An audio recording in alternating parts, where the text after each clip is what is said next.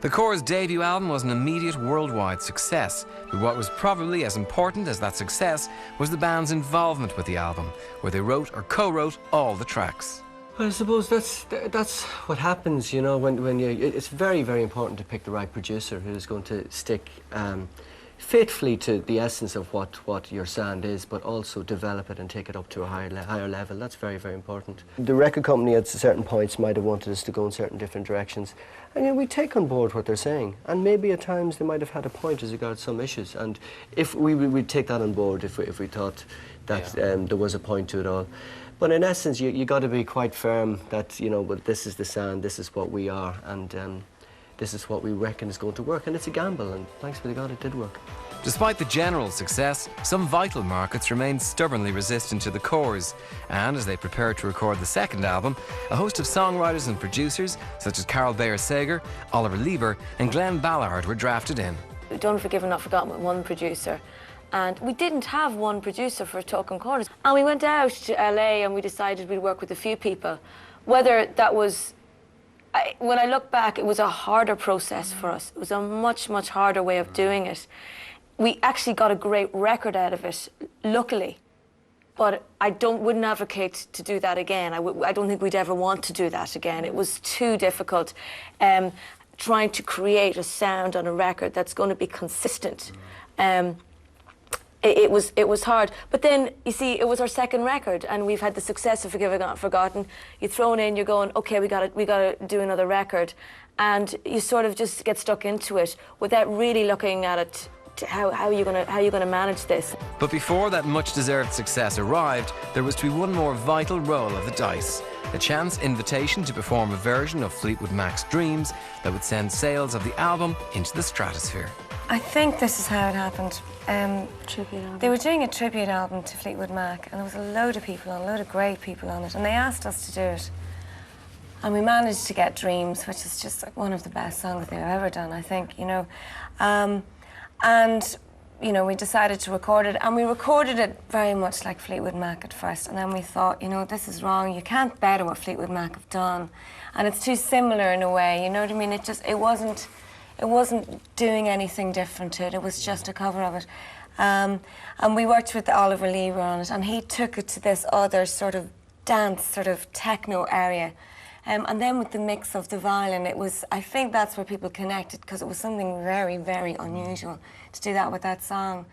So then I think we sort of, we'd already released, Todd Terry did a remix, yeah, and then we'd already released our album, Only When I Sleep had been like the first single. But then sometime in March after that, this one hit, and it hit. And that was the start of the Talking Corners kind of phenomenon, you know.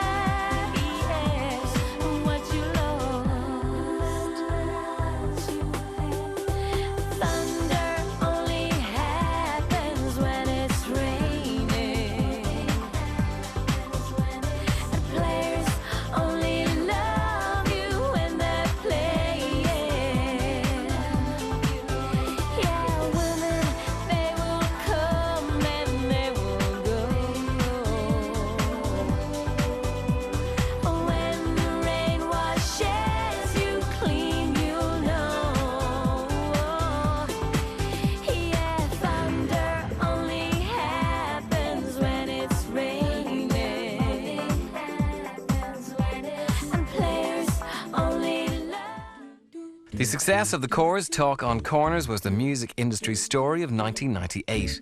You wondered how the band would cope at the centre of this whirlwind, as each week it seemed to set new sales records. There was one point where Talking Corners was #1 and Forgiven, Not Forgotten was #2. It was amazing because Forgiven, Not Forgotten although it had worked in the rest of the world.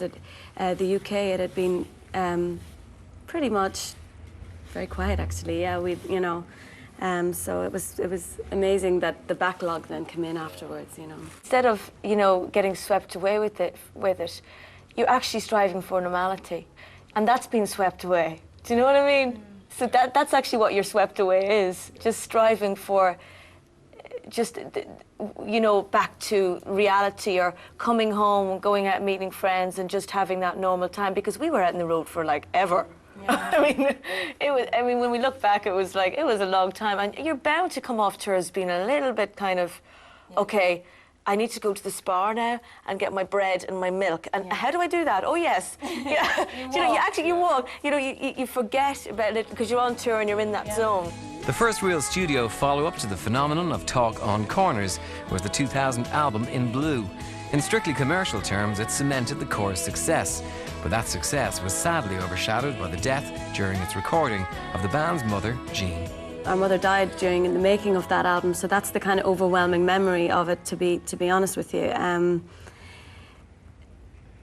which is quite vague as well. So, yeah, I mean, we were really, really happy to at the same, even in the beginning of the album, and without that having happened yet, we were really happy to get back into it and to, and to write these songs ourselves. And we were very much about, kind of bringing it back a little bit more to the way we had been on Forgiven Not Forgotten. And just trying to express ourselves and write great songs, and we took on an awful lot of work during it, because we co-produced ourselves, and I mean, pretty much we were producing ourselves up to a very big degree. I think, Talking Corners was the phenomenal album, and it was huge, and it was the sort of first really huge success, but they definitely, I think, In Blue just sort of reaffirmed that. What can I do to make you love me? What can I do to make you care? What can I say to make you feel this? What can I do to get you there?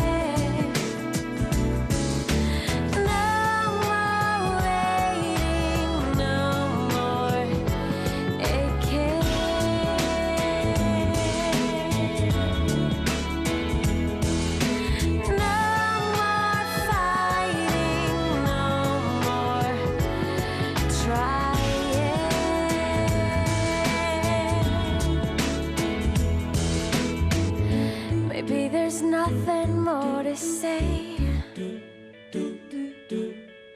and in a funny way I'll come,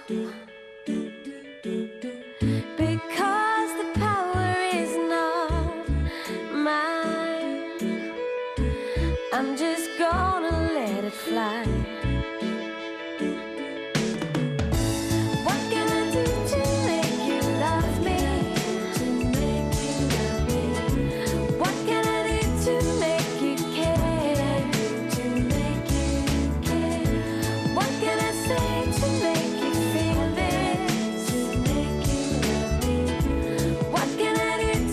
After In Blue, it would be almost 4 years before the band would release another new studio album, as they took time to come to terms with both their sad loss and the huge changes and pressure now ever present in their lives.